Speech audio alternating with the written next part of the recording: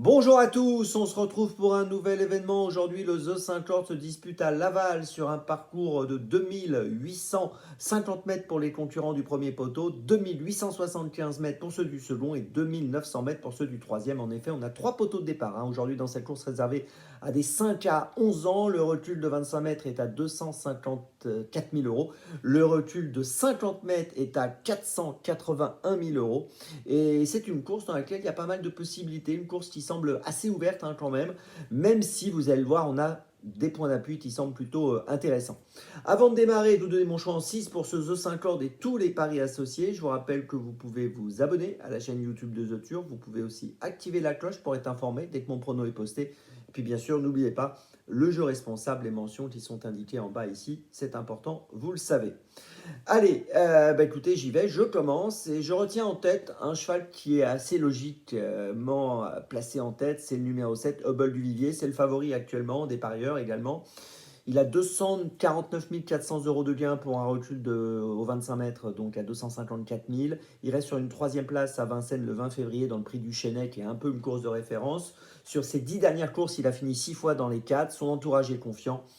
Il doit être capable de renouer avec la victoire aujourd'hui. Je le place en tête. En deuxième position, j'ai retenu le numéro 8, Deus Zach. C'est le seul 5 ans de la course face à ses aînés. C'est un cheval que j'aime bien. J'aurais pu le mettre en tête. J'ai hésité un petit peu.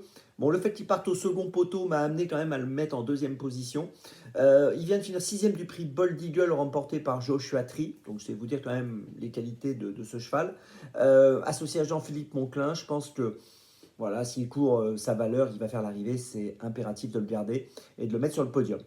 En troisième position, j'ai retenu le 13 Gendréen. C'est un cheval qu'on connaît bien. Sur ses 10 dernières courses, il a fini 8 fois dans les 5. Il a couru le prix du Chênay lui aussi.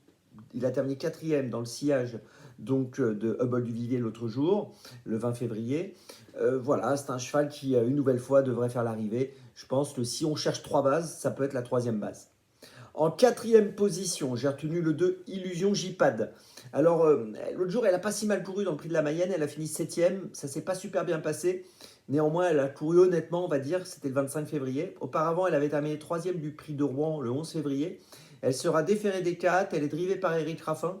Je pense qu'au premier poteau, pour une 3, 4, 5e place, elle est tout à fait compétitive. En cinquième position, j'ai retenu un cheval du second poteau, le 11 Galileo Bello, qu'on connaît bien. Il a été absent entre le 25 novembre et le 1er février. Il a réalisé plutôt de bonnes choses en 2023.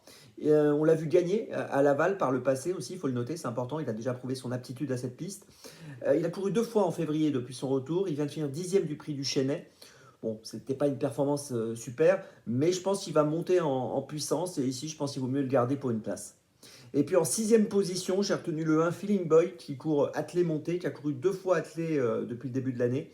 Ça s'est plutôt bien passé. Deuxième à Vincennes le 4 février, cinquième à Vincennes le 18 février. Et ici, au premier poteau, je pense qu'il est capable de garder un lot dans cette course et de terminer dans les 5.